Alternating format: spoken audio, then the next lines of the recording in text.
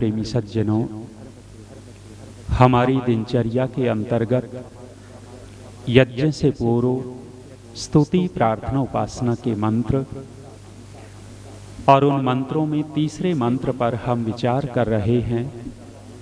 यह आत्मदा बलदा यस्य विश्व उपासते प्रसिसम यस्य देवाः यस्य छाया अमृतम यस्य मृत्युः कस्मै देवाय हविषा विधेम।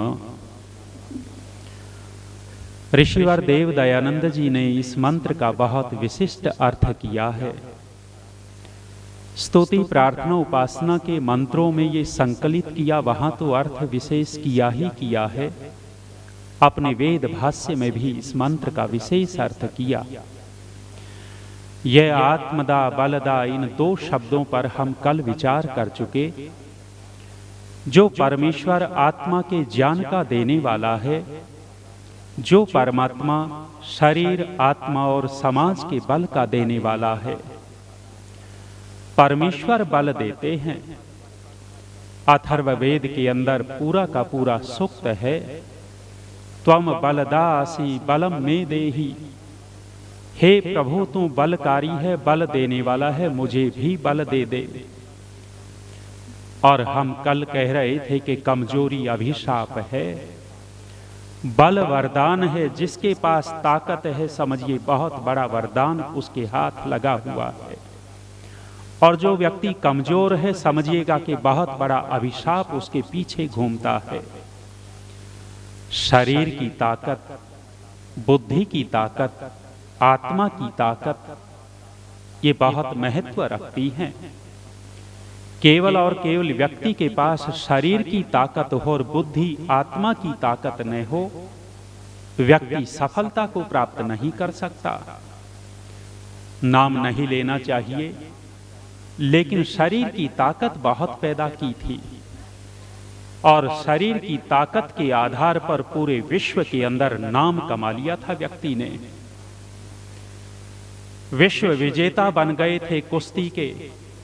ओलंपिक में मेडल लाने वाले व्यक्ति शरीर की ताकत तो बहुत थी, कहीं न कहीं बुद्धि से फेल हो गए।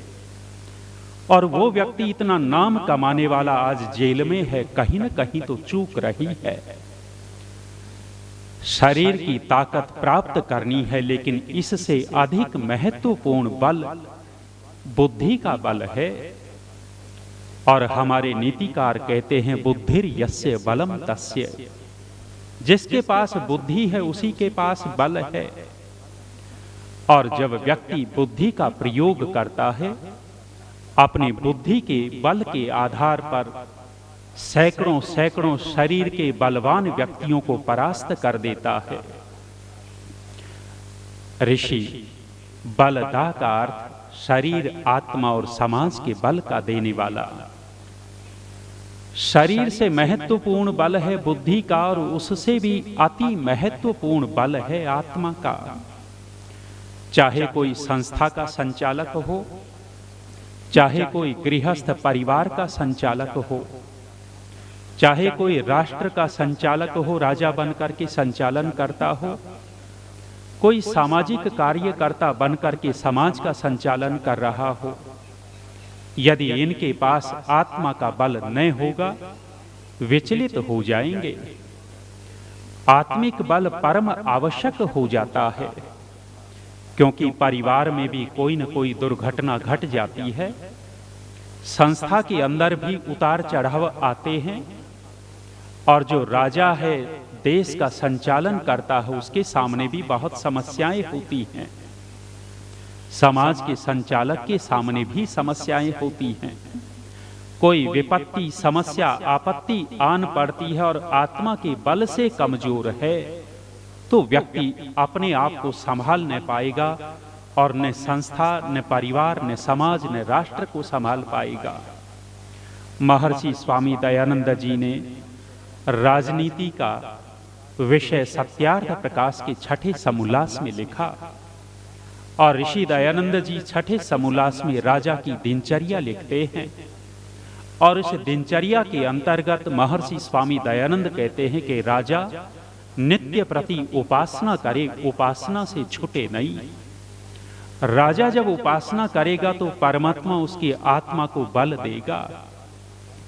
यदि मुखिया अपनी दिनचर्या ठीक रखता है, मुखिया यदि, श्री कृष्ण क्या कहते हैं, यत यत आचरति श्रेष्ठः, जिस जिसका आचरण ऊंचा व्यक्ति, बड़ा व्यक्ति करता है, तत् तत् एव इतरे जनाः, मुख्य व्यक्ति के पीछे दूसरे व्यक्ति चलते हैं। यदि राजा ईश्वर भक्त है, राजा अंधविश्वासी और पाखंडी नहीं है, यदि राजा परमेश्वर की विशुद्ध उपासना करता है तो राष्ट्र को भी उसी ओर लेकर के जाएगा। राजा यदि अंधविश्वासी है, वेद के सिद्धांतों से दूर है, तो वो राजा निश्चित रूप से देश की जनता को, प्रजा को भी अंधविश्वास और पाखंड की ओर लेकर के जाएगा। यह आत्मदा बलदा परमेश्वर को कहा है कि आप शरीर, आत्मा और समाज के बल के देने वाले हैं। परमात्मा ही बल प्रदान करते हैं। और विशेष बात कह डाली, यस्य विश्व उपासते, जिसकी उपासना करते हैं देवाः, विद्वान लोग जिसकी उपासना करते हैं।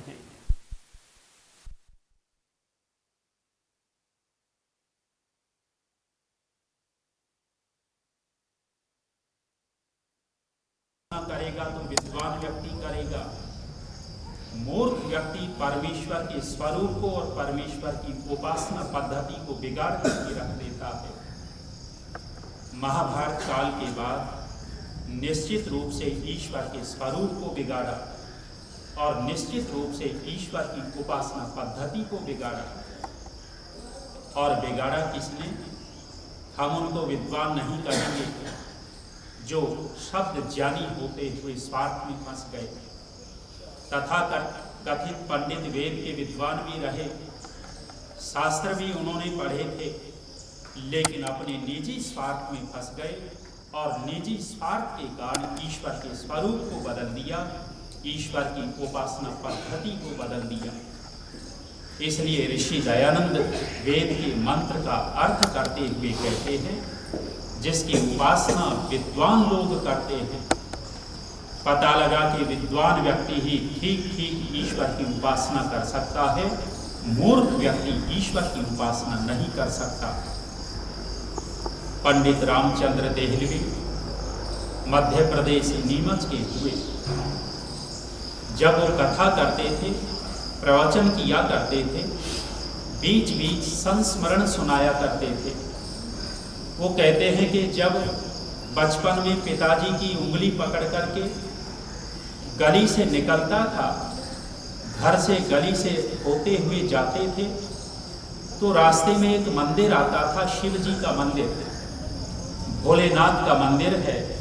जब उस मंदिर के सामने से निकलते तो मंदिर के अंदर से आवाज आती, घंटा बजाया जाता और जैसे ही घंटा बजता तत्काल एक प्रार्थना की जाती, दे छप्पन की चौथाई, दे छप्पन की चौथाई। देहलवी जी कहते हैं कि बचपन में सुनता था लेकिन समझ में नहीं आता था कि पुजारी कहता क्या है। जब बड़े हुए तो पुजारी से एक दिन पूछ ही लिया कि तुम ये क्या प्रार्थना करते हो। पुजारी जी ने कहा कि वैसे तो भोलेनाथ भांग के नशे में रहते हैं, नींद में रहते हैं, जब हम घंटा बजाते हैं तो भोलेनाथ की नींद टूट जाती है और जैसे ही नींद टूटती है तो हम तत्काल प्रार्थना कर देते हैं कि दे छप्पन की चौथाई, छप्पन का चौथा 14। कहते हैं कि छप्पन की चौथाई 56 लाख नहीं देता तो 14 लाख दे दे। और भोलेनाथ इतने भोले हैं, फिर से नींद में चले जाते हैं, उनको 14 याद नहीं रहता, 56 याद रहता और 56 के 56 दे देता है। क्या यह ईश्वर की उपासना है? मूर्ख व्यक्ति ईश्वर के स्वरूप को बिगाड़ता है। मूर्ख व्यक्ति ईश्वर की स्तुति, प्रार्थना, उपासना को बिगाड़ करके रख देता है। यहां कहा है यस्य देवः उपासते, जिसकी सभी विद्वान लोग उपासना करते हैं। और दूसरी बात कहते हैं प्रसिसम, जिसके शासन को, न्याय को, कानून को विद्वान लोग मानते हैं। विद्वान लोग ईश्वर के कानून, ईश्वर की व्यवस्था को स्वीकार करते हैं, मूर्ख व्यक्ति नहीं कर पाता। जब व्यक्ति अपराध करने लगता है, अपराध से बचने के 4-5 कारण हो जाते हैं। एक मोटा कारण बन जाता है अपराध से बचने का कानून। जिस देश में हम रहते हैं उस देश का संविधान। जो संवेदनशील व्यक्ति है वो अपराध करने लगता है तो उसको कानून याद आता है कि यदि तूने अपराध किया फांसी चढ़ा दिया जाएगा या जेल भेज दिया जाएगा। उस संविधान के कारण अपराध से बच जाता है। दूसरा, अपराध से बचने का कारण बनता है सामाजिक व्यवस्था। लोग क्या कहेंगे, लोग क्या कहेंगे, यदि तूने अपराध किया तो लोग क्या कहेंगे, अपमान होगा, इज्जत नहीं होगी। दूसरा कारण ये बन गया अपराध से बचने का। तीसरा कारण एक और बनता है शास्त्र वचन। शास्त्र वचन, शास्त्र क्या कहता है, जो संवेदनशील लोग होते हैं वे शास्त्र के वचन को देख करके अपराध करने से बचते हैं। एक और बड़ा कारण होता है आत्मा की साक्षी, हमारा अंदर से क्या आवाज आ रही है। जो कानून को नहीं मानते, जो सामाजिक व्यवस्था को नहीं मानते, जो शास्त्र वचनों को नहीं मानते, वो लोग, बहुत सारे संवेदनशील व्यक्ति अंदर की आवाज सुनते हैं। महर्षि मनु ने कहा है आत्मा की आवाज 4 तरह से धर्म की जानकारी करने के लिए कहा है। वेदः स्मृति सदाचारः स्वस्य च प्रियमात्मनः। यदि हम धर्म की जानकारी करना चाहते हैं तो वेद से मिलेगी। व्यक्ति ने कहा वेद नहीं पढ़े तो हम क्या करें, स्मृति से धर्म की जानकारी मिलेगी। स्मृति नहीं पढ़ सकते। ऋषि ने कहा कि सदाचारः, जो हमारे पूर्वज ऋषि महर्षि विद्वान लोग जिस आचरण को करते आए उस आचरण को करेंगे, धर्म की जानकारी मिलेगी। इतना भी नहीं कर सकते तो आत्मा की आवाज सुनने से वो जानकारी हमें होगी। ऋषि ने इस वेद के मंत्र का विशेष अर्थ किया है, जिसकी विद्वान लोग उपासना करते हैं और जिसका शासन अर्थात प्रत्यक्ष उसका कानून स्वीकार करते हैं। विद्वान उसके नियमों में चलते हैं। आगे फिर विचार करेंगे। विराम देता हूँ। ओम